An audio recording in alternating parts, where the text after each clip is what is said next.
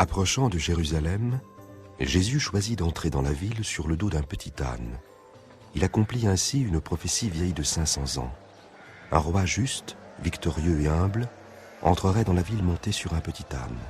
Les foules se réjouissaient de son arrivée et l'appelaient leur roi. Dieu soit loué! Cet homme est vraiment un prophète. Paix, honneur, gloire au roi!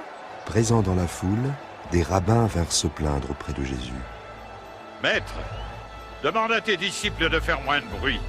Je te le dis, si jamais ils se taisaient, ce seraient les pierres qui crieraient de joie.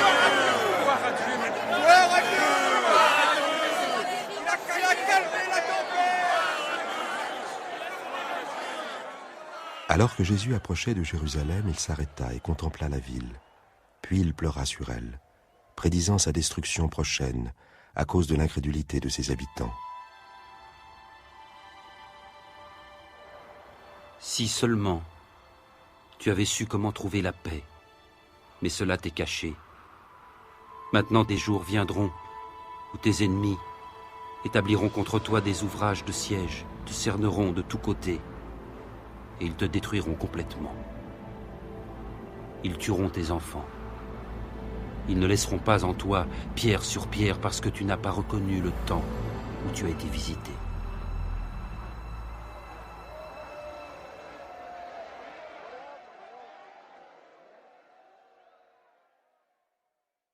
Les chefs religieux et politiques de la capitale s'inquiétaient de plus en plus de la popularité croissante de Jésus auprès du peuple.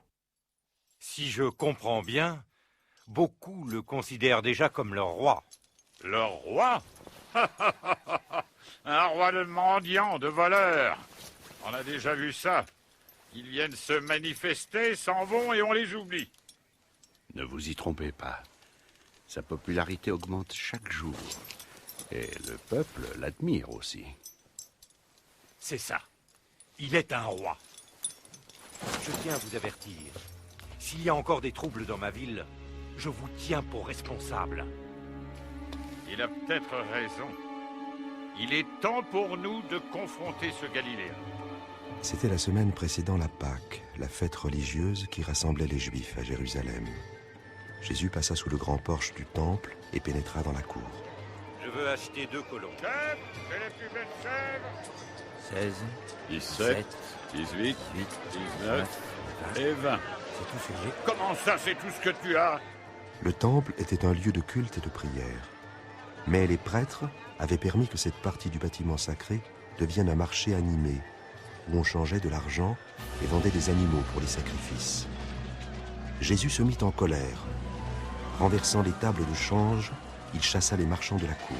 Il est écrit, ma maison sera une maison de prière, mais vous en avez fait un repère de brigands. Hé! Il se dirige vers mes bêtes! Arrêtez-le! Arrêtez-le! Qui? Faites venir la garde!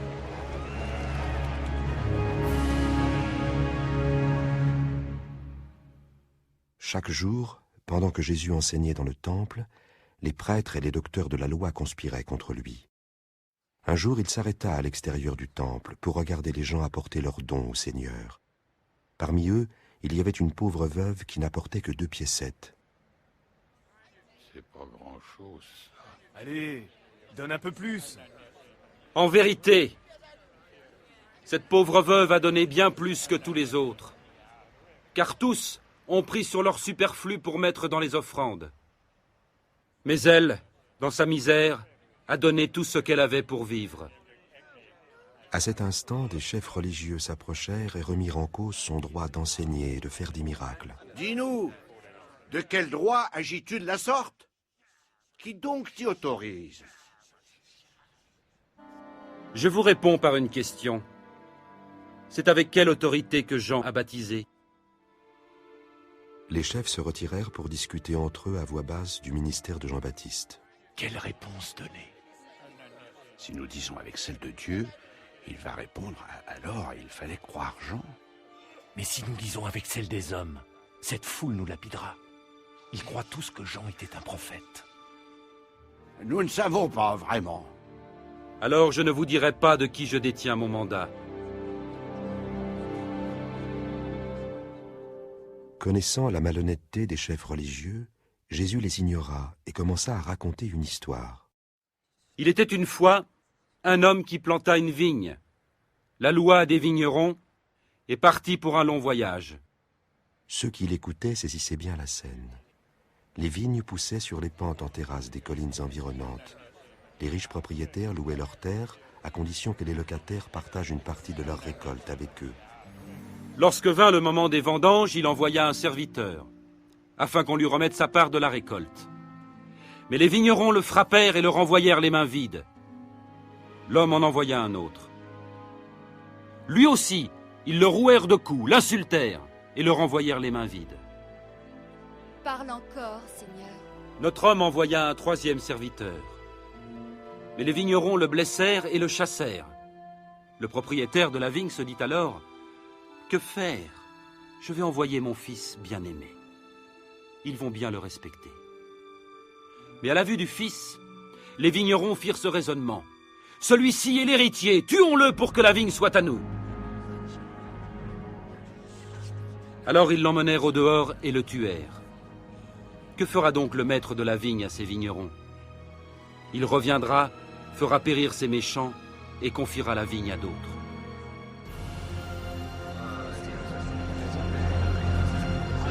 Arrêtez-le! Certains dirigeants religieux voulaient arrêter Jésus maintenant, parce qu'ils savaient que ces histoires parlaient d'eux. Mais les autres avaient peur de sa popularité. Ils essayèrent donc de le confondre. Maître, tu parles et enseignes de façon correcte, sans tenir compte du statut social de tes auditeurs, et tu enseignes la voie de Dieu en vérité. Alors, dis-nous, avons-nous le droit de payer l'impôt à l'empereur César, oui ou non? La plupart des Juifs détestaient les Romains qui occupaient leur ville. Ils croyaient que payer l'impôt à César allait à l'encontre de leurs lois religieuses. Cependant, si Jésus soutenait publiquement cette position, il pouvait être accusé de rébellion contre le gouvernement et être livré aux autorités romaines. Il réagit vite. « Attention, Seigneur, c'est un piège !» Montre-moi une pièce d'argent. De qui porte-t-elle l'effigie et l'inscription? César! Alors rendez à César ce qui est à César, et à Dieu ce qui est à Dieu. Que répondez-vous à cela?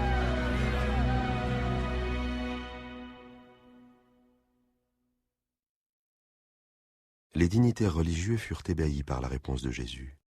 Cependant, ils continuèrent à comploter pour le faire mourir. Un de ses apôtres leur en offrit le moyen.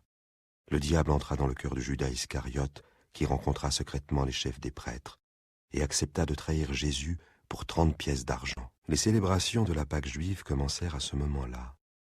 Pierre et Jean, les deux apôtres les plus proches de Jésus, furent envoyés pour acheter un agneau et procéder aux préparatifs pour le repas.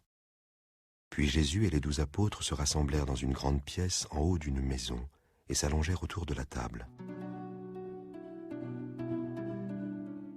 J'ai tellement désiré manger cette Pâque avec vous avant de souffrir. Car je vous le dis, jamais plus je ne la mangerai jusqu'à ce qu'elle soit accomplie dans le royaume de Dieu. Le repas en lui-même était une cérémonie importante. Il rappelait la délivrance du peuple d'Israël de l'esclavage en Égypte, plus de 1000 ans auparavant. Il prédisait aussi la délivrance par le Messie tant attendu, qui leur pardonnerait leurs péchés et établirait son royaume. Pendant le repas, Jésus prit du pain et pria. « Béni sois-tu, Seigneur notre Dieu, qui règne sur l'univers, qui fait sortir le pain de la terre. Ceci est mon corps qui est donné pour vous. Faites ceci en mémoire de moi. »